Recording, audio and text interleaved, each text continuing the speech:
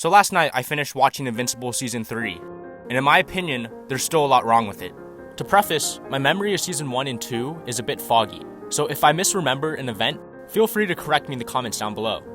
I'm gonna get so much hate for this, but here we go. 1. Mark morally grandstanding over Cecil was bad. This shows how Mark hasn't really learned anything from Season 1. After his fight with Omni-Man, Mark should have learned that collateral damage, aka innocent people being hurt, is inevitable when it comes to having superpowers. Honestly, Season 2 was so bad I barely remember anything from it, but Mark should have also realized that in order to be a superhero and protect his planet, he needs to be a utilitarian. Utilitarianism is the idea that the most ethical choice is the one that will produce the greatest good for the greatest number. And here's a classic example. A runaway trolley is heading down a track where it will hit and end 5 people. You're standing by a lever that, if pulled, will switch the trolley to a different track, where 1 person would be offed instead. Do you pull the lever or do nothing? Utilitarians will pull the lever because it produces the greatest benefit. Saving 5 people is better than saving 1. Although that removes a lot of the human aspect to approaching problems, this is what Mark should have learned.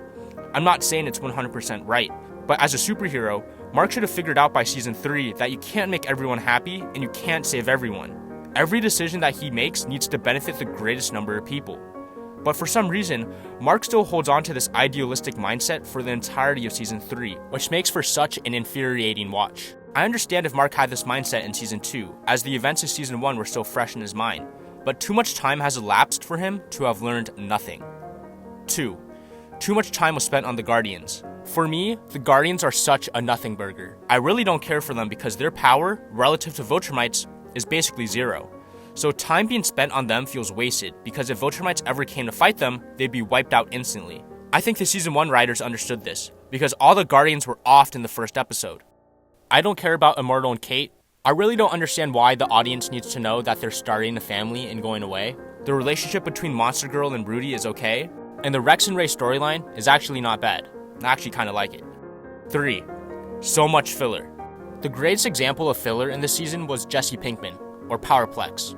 To sum it up very quickly, Powerplex is an antagonist whose motivations stem from the collateral damage caused during the battle between Invincible and Omni-Man in Season 1.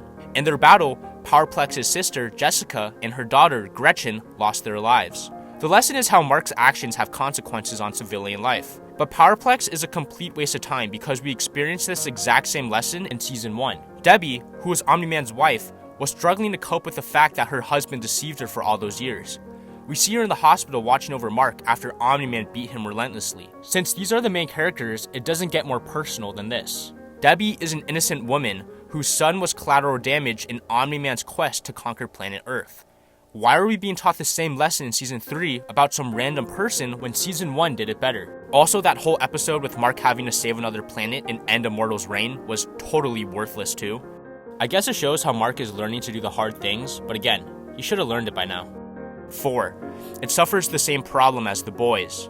In The Boys, the show always teases that Homelander is going to go insane and destroy everything in sight, but it never happens. At the end of Season 2, we see Omni-Man say, I think I miss my wife. As a viewer, I was expecting him to have a larger role in Season 3, but it doesn't happen. Sure, we see him escape from his capital punishment with Alan the Alien, but that's it. Now we have to wait until Season 4 and hope he plays a bigger role in that one. 5. Oliver. Similar to my last point, Oliver is basically like Homelander's son. We see him try to form his morals and understand his powers while being annoying the entire time. Characters like this have been done a million times before. I'm tired of seeing them because their actions are predictable. 6. The stakes feel lower. Whenever a superhero is mortally wounded or seriously injured, it doesn't matter because they regen back to full HP in the next scene or two. For example, after the Guardians fight those Invincibles in Episode 7, they're basically back to full HP afterward. Why am I going to care that the Guardians are injured when I know they'll be fine in the next episode? Again, Season 1 did this better because once Omni-Man ended them, most of them never came back. It makes me feel like there aren't any important consequences after a fight. 7. Power inconsistencies. When Mark finds out Sinclair is working for Cecil, he is easily able to demolish all the robots attacking him. But when it comes to fighting monsters, he was always getting thrashed. And I think that might have to do with Mark's power being tied to his emotions, but I don't know if that's canon. Getting mad doesn't make you stronger. That's not how it works. For me, It just made me feel like Mark's power levels were inconsistent. 8. Mark's relationship with Adam Eve felt rushed. I know they've known each other for a while, but saying I love you a couple dates in is pretty wild. There's also too much time being spent on the rooftop scenes where they yap about how difficult their day was. Quick sidebar. We're also shown Eve going to school for architecture because she wants to apply what she learns in class to the real world. But everything she does in this season isn't much different to what she does in season 2 when she was rebuilding Chicago. Nothing she learned in her classes was seen or applied in this season. In conclusion, Mark hasn't learned anything. His idealistic worldview should have changed a while ago. Oliver is a walking trope that we've seen done a million times before. Too much time was spent on the Guardians, and the stakes don't feel as high as it was before. I understand people will disagree with most, if not all, of my points in this video, but these are my immediate thoughts after watching. Let me know what you guys think though. That's all I have to say for now. Take care.